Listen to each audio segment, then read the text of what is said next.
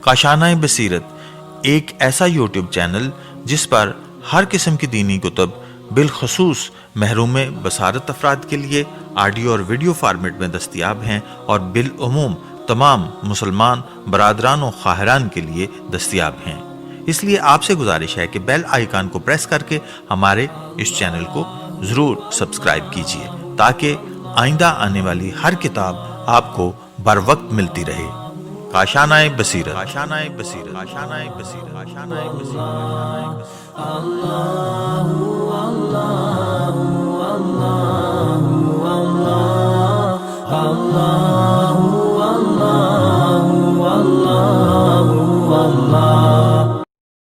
बिस्मिल्लाहिर्रहमानिर्रहीम। अस्सलाम वालेकुम। ये काशानाए बसीरत का ऑडियो बुक चैनल है और आप जो किताब समाअत फरमा रहे हैं इसका नाम है करबला तहज़ीब का मुस्तक़बिल। इसके राइटर हैं सैयद मोहम्मद तकी। आइए सुनते हैं इसका पार्ट नंबर 11 सफ़ा नंबर 135। इस बहादुरी से करबला में लड़कर शहीद हुआ कि तारीख़ इसकी जुर्रात के कारनामों की तारीफ़ें करती नहीं थकती। हुसैन अलैहिस्सलाम 10 मुहर्रम को करबला में शहीद हो गए। करबला में इनका क़याम तकरीबन 1 हफ़्ते रहा। उन्होंने ये तमाम मुद्दत बाइज़्ज़त मफ़ाहमत तक पहुँचने की सही में गुजारी। उन्होंने सानह करबला को टालने की हर मुमकिन कोशिश की। अरस्तु को जब ये ख़तरा लाहक हुआ था कि एथेंस के रहने वाले उसके साथ वही सलूक कर गुजरेंगे जो सुक़रात के साथ कर चुके हैं, तो ये कहकर वो एथेंस से हिजरत कर गया कि मैं दोबारा अहले एथेंस को फ़लसफ़े की बारगाह में गुनाह करने की इजाज़त नहीं दूँगा। इमाम हुसैन अलैहिस्सलाम मुस्लिम माशरे को कलंक का टीका लगने से बचाने के लिए हर मुमकिन कोशिश करते रहे, लेकिन जब तमाम कोशिशें नाकाम हो गईं तो इन्हें इंतहाई जुर्रत और बहादुरी के साथ अपनी और अपने रफ़क़ा की जानों की कुर्बानी पेश कर दी। डिसेंटर यानी मुनहरिफ। जदीद इस्लाह में बात को समझा जाए तो हुसैन इब्न अली अलैहिस्सलाम तारीख़ के पहले डिसेंटर हैं। इनकलाबी और डिसेंटर यानी मुनहरिफ में जौहरी फ़र्क है। इनकलाबी हुकूमत का तख्ता उलटकर सल्तनत पर कब्ज़ा करना चाहते हैं, मगर डिसेंटर्स मुनहरिफ यानी हुकूमत से इख्तिलाफ़ तो रखते हैं मगर अपने मिजाज और किरदार को पेश नज़र ऐसे लोग नहीं होते जो बगावतें मुनज़्ज़म किया करें। डिसेनेटर आम तौर पर दानिश्वर होते हैं जो नज़रियाती और शऊरी पुख्तगी के हामिल तो होते हैं मगर अमली तौर पर इनकलाबी ग्रोह को मुनज़्ज़म करने और रुझान के मालिक नहीं होते।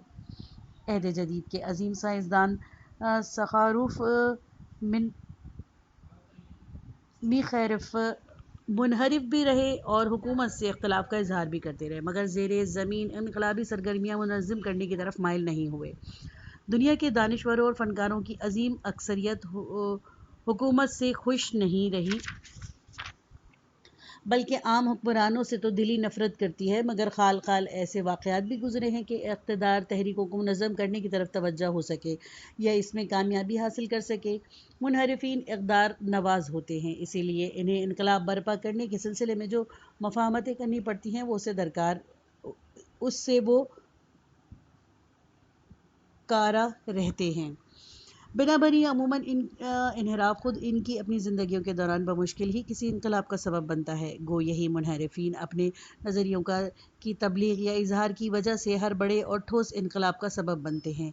इन दानिश्वर मुनहरिफीन के सरखेल हुसैन इब्न अली अलैहिस्सलाम हैं। वो ख़ुद इनकलाबी नहीं थे, उन्होंने कोई इनकलाब मुनज़्ज़म नहीं किया, किसी बागी ग्रोह की बुनियाद नहीं डाली, लेकिन हुसैन अलैहिस्सलाम की शहादत इन इनकलाबियों का नुक्ता आगाज़ बन गई जो तारीख़ इस्लाम के नीम दानिश्वरों इनकलाबियों ने खैर की कामयाबी और शर की शिकस्त के लिए बर्पा किए और जो तारीख़ इस्लाम के इस सबसे बड़े अवामी इनकलाब का बाइस बन गए जिसने अमूमी हुकूमत का तख्ता उलट कर रख दिया। जदीद अहद के सारे मुनहरिफीन अपने सरगर्मियों में इमाम हुसैन अलैहिस्सलाम के पैरों हैं, जिन्होंने ज़ालिम हुकूमत से इख्तिलाफ़ और इनहराफ करने की सबसे बड़ी मिसाइल कायम की है। अलबत्ता आम मुनहरिफीन और हुसैन इब्न अली अलैहिस्सलाम के इनहराफ में भी एक फ़र्क है। आम मुनहरिफीन हुकूमत से अपने इख्तिलाफ़ का अलल एलान इजहार और तबलीग करके हुकूमत के लिए किसी न किसी दर्जे में रिस्क ज़रूर बनते हैं, لیکن حسین ابن علی علیہ السلام نے حکومت کے لیے اس قسم کی کوئی رزق بننے کا عذر مہیا نہیں کیا۔ اس کا سبب حکومت کا خوف نہیں تھا۔ حسین ابن علی علیہ السلام اور حکومت کا خوف دو متضاد تصورات ہیں جو ایک ساتھ جمع نہیں ہو سکتے۔ بات یہ ہے کہ صورتحال کی منطق جس سمت میں جا رہی تھی، حسین ابن علی علیہ السلام اس کے تمام ارتقائی مراحل اور اس کے اختتامیہ سے پوری طرح واقف تھے۔ وہ جانتے تھے اور بارہا اس کا ذکر بھی کر چکے تھے کہ حالات مائل کار ان کی شہادت پر منتج ہوں گے۔ واقعے کے اس نقطے تک پہنچنے کی ذمہ داری وہ اپنے کاندھوں پر اٹھانا نہ چاہتے تھے تاکہ تاریخ میں واقعہ کربلا صاف اور ستھرے انداز میں سامنے آئے اور کسی نقطے پر یہ کہنے کا موقع نہ مل جائے کہ اگر امام حسین علیہ السلام ایسا نہ کرتے تو واقعہ کربلا رونما نہ ہوتا۔ تاریخ میں انہوں نے اپنے لیے حیرت انگیز موقف چنا تھا، یعنی ایسا موقف جو اب تک کسی اور کے حصے میں نہیں آیا۔ حسین علیہ السلام ان پرامن شہریوں کے ہیرو کی طرح تاریخ کے سٹیج پر آئے ہیں جو جابر حکومت کے جبر و ظلم کے مخالف ہونے کے باوجود انقلاب کے لیے ناسازگار حالات کی بنا پر ایک پرامن شہری کی طرح زندگی گزارنا چاہتے ہیں۔ حسین ابن علی علیہ السلام کے ساتھ تاریخ جس انداز پر چلی، اس کا منطقی تقاضا یہ تھا کہ امام علیہ السلام کا صرف وجود ہی حکومت کے خلاف انحراف کی حیثیت حاصل کر گیا تھا، پھر وہ جن اقدار کی علامت تھے، دمشق ان سے مختلف اقدار کی نمائندگی کرتا تھا۔ تاریخ میں اس طرح کا تقابل کوئی دوسرا موجود نہیں، اسی لیے دمشق سے کھل کر اختلاف کر کے منحرف بننے کی دوسروں کو تو ضرورت تھی، حسین ابن علی علیہ السلام کو نہیں، جن کی پوری شخصیت شامی حکمرانوں کی حیات، اقدار اور سرگرمیوں کے لیے چیلنج تھی۔ یہ ایک بالکل نادر صورتحال تھی اور اس کا تقاضا یہ تھا کہ امام علیہ السلام اتمام حجت کے ڈاکٹران یعنی اصول پر بڑی احتیاط کے ساتھ عمل پیرا ہیں تاکہ کوئی یہ نہ کہہ سکے کہ دمشق اور خاندان اہل بیت علیہ السلام کے درمیان جو کشیدگی اور تناؤ کی صورتحال موجود تھی، اسے امام حسین علیہ السلام کی واضح منحرفانہ سرگرمیوں نے کشیدہ تر بنا ڈالا۔ برعکس اس کے امام علیہ السلام نے اپنی طرف سے بار بار وہ اقدامات کیے جن سے کشیدہ صورتحال کے ٹھنڈا کرنے میں مدد مل سکتی تھی، لیکن دمشق اندھا دھند راہ راست مقابلے کی طرف آگے بڑھ رہا تھا، تاہیں کہ امام علیہ السلام کی امن پسندانہ مساعی کے نتیجہ خیز ثابت نہ ہو سکی۔ آپ امام حسین علیہ السلام کے اقوام کا جائزہ لیں تو یہ بات خاص طور پر نوٹ کریں گے کہ بالکل اس آخری مرحلے کے علاوہ دمشق نے صورتحال کو انقطاع کامل کے نقطے پر پہنچا دیا۔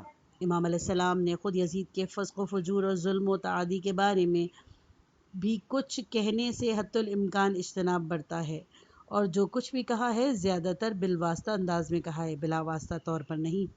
اس کا سبب ایک تو اس خاندان کا اپنا تہذیبی معیار تھا کہ ناکارہ لوگوں کو بھی ہدف تنقید بنانے سے اجتناب برتا جائے، اور دوسرے اس خیال سے بھی کہ کہیں کشیدہ صورتحال مزید کشیدہ نہ ہو جائے۔ مدینے کے گورنر نے امام علیہ السلام سے جب بیعت کا مطالبہ کیا تو وہ جواب پڑھیے جو اس موقع پر امام علیہ السلام نے دیا۔ اس جواب میں یزید کی ظالمانہ حرکت اور مجرمانہ کارستانیوں کا کوئی تذکرہ موجود نہیں، ورنہ کس نے روکا تھا امام علیہ السلام کو ان جرائم اور مظالم کی تفصیل بیان کرنے سے جو دمشق کے حکمرانوں نے عام طور پر روا رکھی تھی۔ امام علیہ السلام ایسا کرتے تو بالکل جائز ہوتا اور کلمہ حق کہنے کے عام فہم سے بھی بات ہم آہنگ رہتی، لیکن حسین علیہ السلام مسائل کو اخلاق، تہذیبی اقدار، شعور کی پختگی اور بلوغ کی جس سطح پر طے کر رہے تھے وہاں بڑے پاکیزہ ذہنوں کی رسائی ہو سکتی ہے۔ دمشق کے کوڑ مغز ان نفاستوں کو سمجھنے سے یکسر محروم تھے جن کا امام علیہ السلام ہر قدم پر خیال رکھتے تھے۔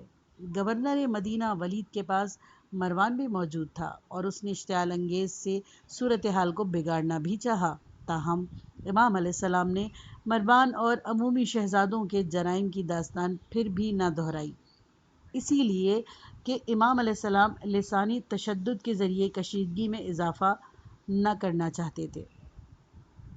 حسین علیہ السلام اور انا تاریخ کے ان واقعات کا تسلسل جن کا اختتام واقع کربلا پر ہوا، امام علیہ السلام کی طرف سے سکوت برداشت، امن پسندی، مصالحت جوئی اور دمشق کی طرف سے مسلسل اشتعال انگیزیوں سے عبارت رہا۔ امام حسین علیہ السلام نے اپنے اقدامات ہی سے نہیں بلکہ اپنی تقریروں سے، گفتگو سے بھی دمشق کے حکمرانوں کو یہ عذر مہیا کرنے کا موقع نہیں دیا کہ حسین ابن علی علیہ السلام کا وجود حکومت کے لیے سیاسی رزق کی حیثیت رکھتا ہے۔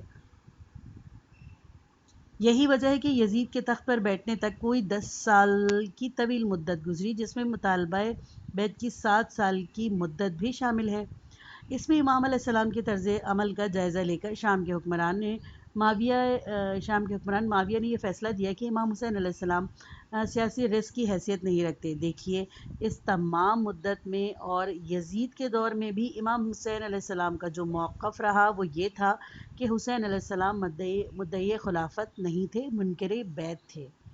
مدعی خلافت ہوتے تو مطلب اس کا یہ نکلتا کہ حسین علیہ السلام دمشق کی حکومت کا تختہ الٹنے کا منصوبہ سامنے رکھتے ہیں، یعنی مطلب یہ بھی کہ وہ حکومت کے لیے سیاسی رزق ہوتے، اور یہ بھی کہ ایک سیاسی تحریک کی کامیابی اور ناکامی سے ان کی انا وابستہ ہو جاتی، جس کی کامیابی کے جذبات اور مفادات ذاتی کے لیے مفید اور شکست مضر ہوتی، اور یوں ان کی اپنی انا اس تحریک کے مستقبل سے جڑ جاتی، جبکہ منکر بیعت ہونے کا مطلب یہ ہے کہ حسین علیہ السلام کا اختلاف صرف اور محض اصولی تھا۔ سوچنے کی بات یہ ہے کہ حسین علیہ السلام کے ہاں تو انا کا عنصر بیعت کے حق میں جاتا تھا، جبکہ اصول بیعت سے انکار کی سمت میں تھا۔ آپ غور سے جائزہ لیں تو ان دونوں موقعوں مدعی خلافت اور منکر بیعت میں زمین آسمان کا فرق ہے۔ مدعی خلافت ہونے کی صورت میں انا کا ایک عنصر ایک منزل کے حصول سے وابستہ ہوتا ہے، جبکہ منکر بیعت ہونے کے موقف میں انا بیعت کے حق میں جاتی ہے۔ اسی لیے بیعت سے انکار جان کو جوکھوں میں ڈالنے کا باعث بنتا ہے۔ یہ صحیح ہے کہ حسین علیہ السلام مدعی خلافت ہوتے تو بھی اصول ان کے موقف کے ساتھ ہی موجود رہتا، گویا اس صورت میں انا جمع اصول کی شکل سامنے آ جاتی، جبکہ منکر بیعت کے موقف میں اصول نفی انا کی صورت میں پیدا ہو گئی۔ بلکہ ایک قدم آگے بڑھا کر یوں کہیے کہ پہلی صورت میں انا اصول نوازی کے ساتھ دیتی ہے، جبکہ دوسری صورت میں اصول نوازی کی راہ اختیار کرنے میں انا کا مطالبہ مخالفانہ سمت میں ہوتا ہے۔ انا تحفظ ذات کا تقاضا کرتی ہے، جبکہ بیعت سے انکار جان کو خطرے میں ڈالنے کا موجب تھا۔ اسی لیے انکار بیعت کا فیصلہ کرتے وقت اور اس فیصلے پر جمے رہنے کی صورت میں ہر لمحہ انا کے مطالبات اور تقاضوں سے بھی لڑنا پڑتا تھا، اور یہ صورت واضح طور پر سابقہ صورتحال سے بالکل مختلف ہے۔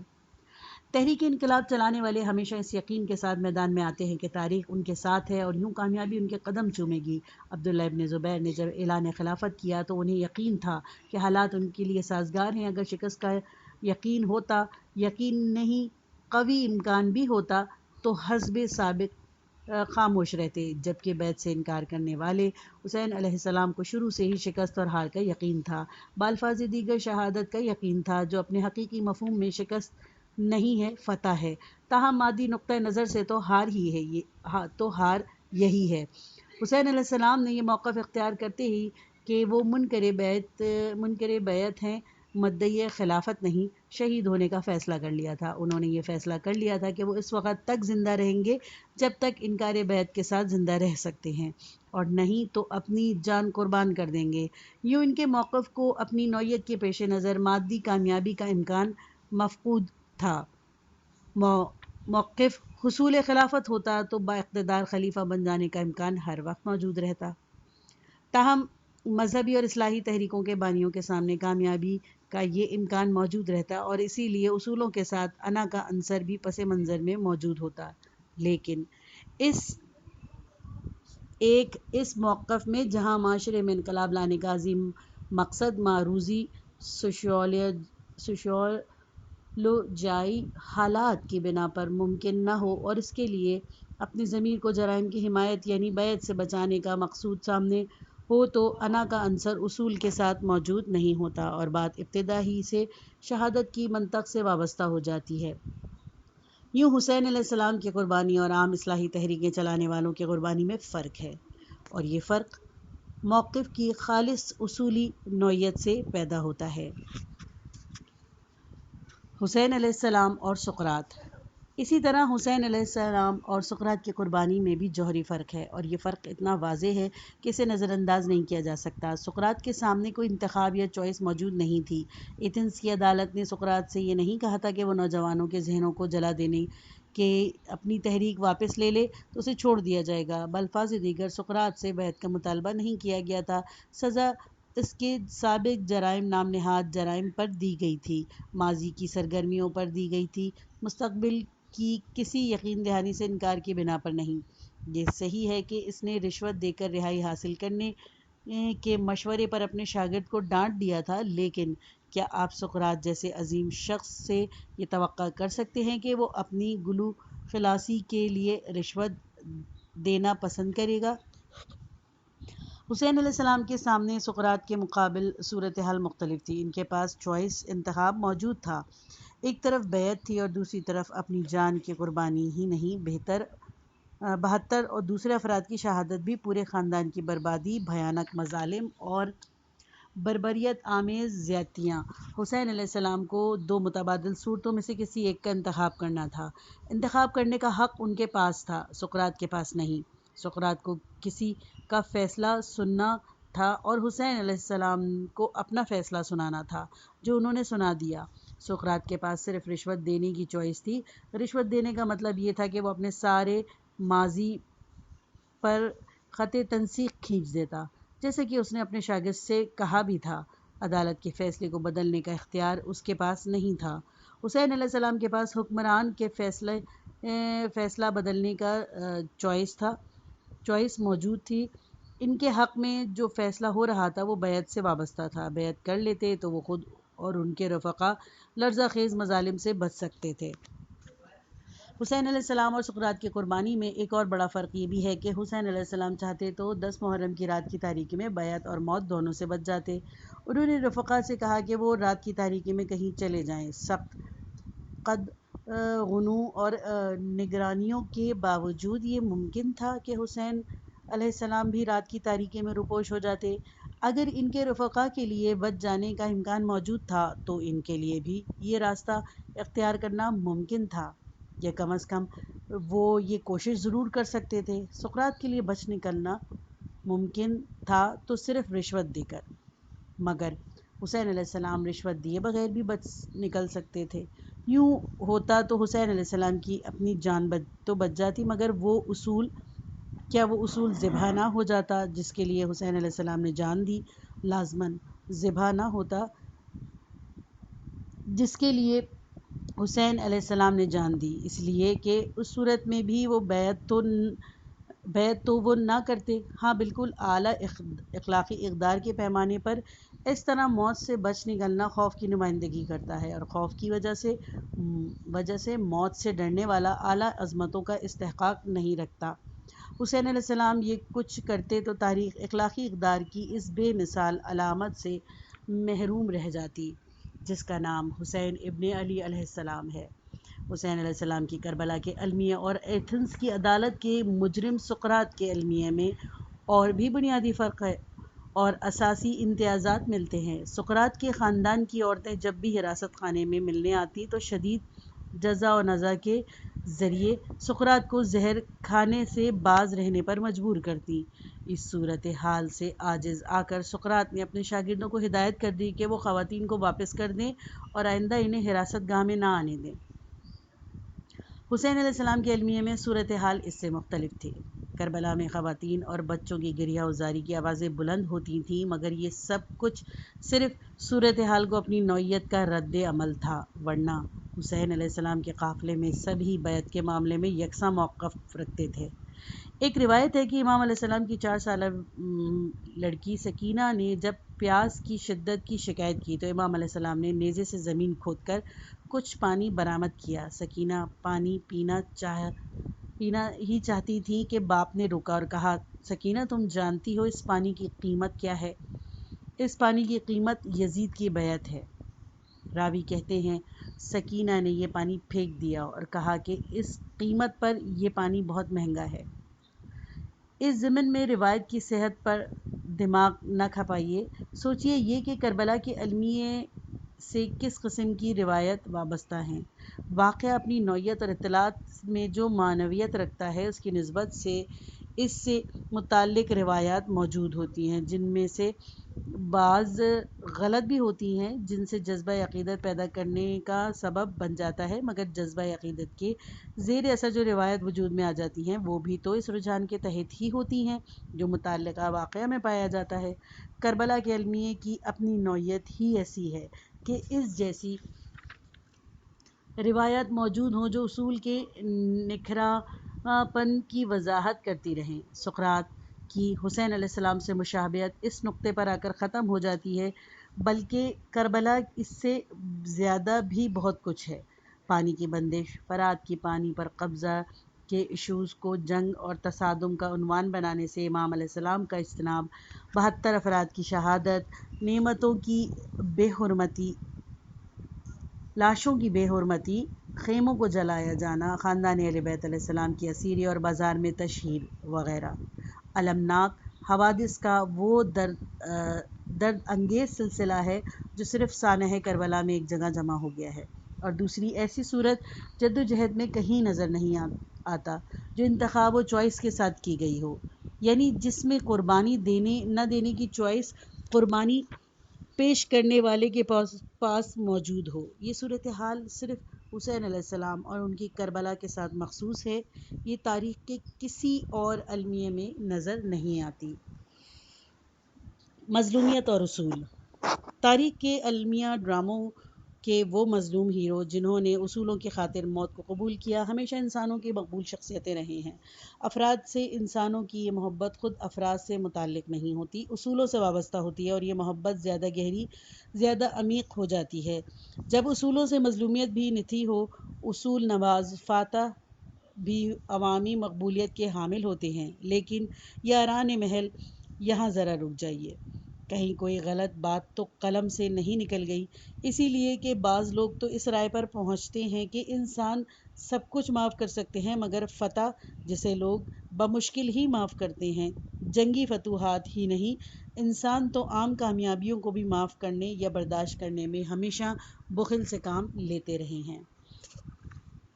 تاریخ انسانی ایک کھلی کتاب کی طرح حسین علیہ السلام کے سامنے تھی، اور اسی لیے انہوں نے تاریخ کی سب سے بڑی کامیابی حاصل کی تو شکست کے راستے جو مقبول بنانے کا سب سے مؤثر راستہ ہوتا ہے، حسین علیہ السلام نے اپنے لیے مظلومیت کا بدل چنا جو افراد کو محبوب بنانے کا سب سے یقینی ذریعہ بنتی رہی۔ پھر اگر یہ مظلومیت اصولوں کے لیے ہو تو مقبولیت و محبوبیت قدم چومتی ہے۔ اصولوں کے لیے ہار جانے والے ہمیشہ مقبول رہتے ہیں، اور یہ ہار موت تک پہنچتی ہے، تو پھر عوامی محبت کچھ زیادہ ہی عمق اور گہرائی پیدا کر لیتی ہے۔ مظلومیت ایک وسیع تر اصطلاح ہے اور اس کے لیے کئی درجوں میں بٹ جاتی ہے۔ عوامی محبت اور لگاؤ ان درجوں کی نسبت سے گھٹتا بڑھتا ہے۔ مظلومیت کے جن درجوں تک کوئی ہیرو پہنچ جاتا ہے، مظلومیت ہی کی طرح اصولوں کا معاملہ ہے کہ بعض ہیرو مقاصد کے تعین میں اصول نواز ہوتے ہیں، مگر وسائل کے انتخاب میں آزادی محسوس کرتے ہیں۔ بعض وسائل کے بارے میں بھی احتیاطیں پیش نظر رکھتے ہیں، مگر کبھی کبھی مجبور کن حالات کی وجہ سے اس احتیاط کا دامن چھوڑ بھی دیتے ہیں۔ اب اگر مظلومیت اور اصول نوازی اور وسائل کے انتخاب میں شدت احتیاط کے ساتھ ہوں تو متعلقہ المیہ اور اس کا ہیرو تاریخ پر انتہائی گہرا اور دیرپا اثر ڈالتا رہے گا۔ حسین علیہ السلام اور ان کی کربلا اس قسم کے المیے کا واحد مثال ہے، اور اس لیے کہ کربلا کے اثر تاریخ پر دوسرے کسی واقعے سے بہتر، زیادہ گہرا، بہت زیادہ دور رس ثابت ہوا۔ حسین علیہ السلام دراصل علامت بن گئے اصول نوازی اور مظلومیت کی، وسائل کے استعمال میں شدید احتیاط اور کردار کی پختگی اور بلوغ کی، اور اسی لیے حسین علیہ السلام سے محبت کسی خاندانی رشتے کی بنا پر نہیں ہے۔ یہ مسئلہ نسلی نہیں ہے بلکہ اصولی اور اعلیٰ اخلاقی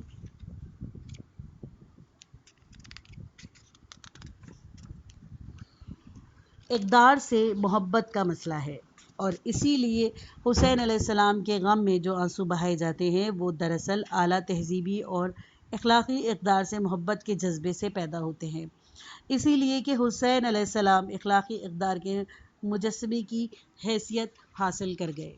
ہر شخص کسی زمانی و مکانی حد بندی میں پیدا ہوتا ہے۔ حسین علیہ السلام بھی ایک متعین زمانی و مکانی رشتے میں تاریخ میں اسٹیج پر نمودار ہوئے، لیکن وہ مجموعہ انسانی تہذیب کی ملکیت ہیں، اسی لیے کہ وہ ان قدروں کی علامت ہیں جو تہذیب انسانی کو سب سے زیادہ عزیز رہی ہیں۔ کربلا کے واقعے کو اس روشنی میں دیکھنا چاہیے کہ مشہور مورخ ایڈورڈ گبن نے اپنی کلاسیکی کتاب تاریخ زوال سقوط سلطنت روما میں بالکل صحیح کہا کہ حسین علیہ السلام کے واقعے کو کسی بھی عہد، کسی بھی زمانے کے سنگ دل انسان کو سنایا جائے تو اس کی آنکھوں سے آنسو کی لڑیاں بہہ نکلیں گی، اسی لیے کہ حسین علیہ السلام کی ایک عہد کے آدمی نہیں ہیں، حسین علیہ السلام کسی ایک دور کی شخصیت نہیں ہیں، حسین علیہ السلام پوری تاریخ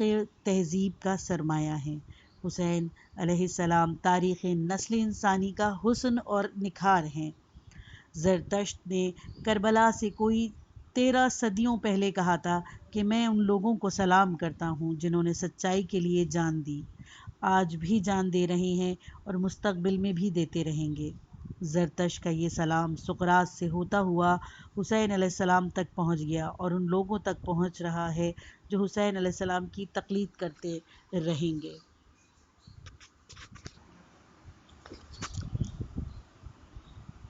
یہ پارٹ ختم ہوا۔ کربلا تہذیب کا مستقبل سید محمد تقی کی کتاب اختتام کو پہنچی۔